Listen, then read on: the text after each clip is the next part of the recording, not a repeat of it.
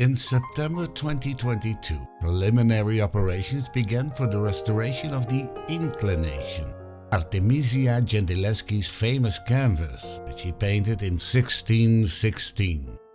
It was commissioned by Michelangelo Buonarroti the Younger for the gallery of the family palazzo, where it was part of the ceiling decoration for over 400 years.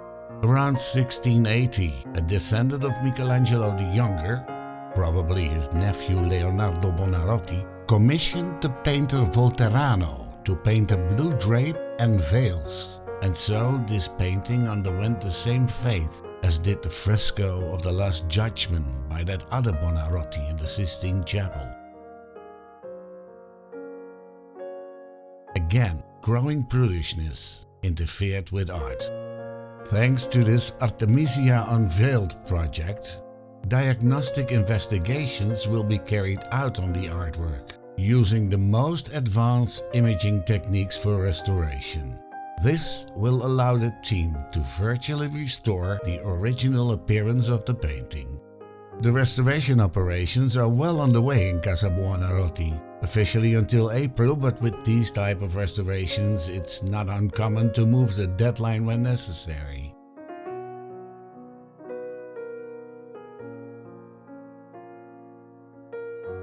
At the beginning of January 2023, I visited the museum.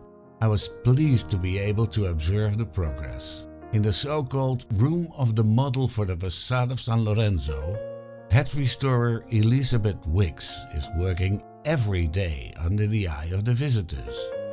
Every Friday, until the end of the restoration, the visitors will be able to dialogue with Mrs. Wicks, who will answer questions from the public.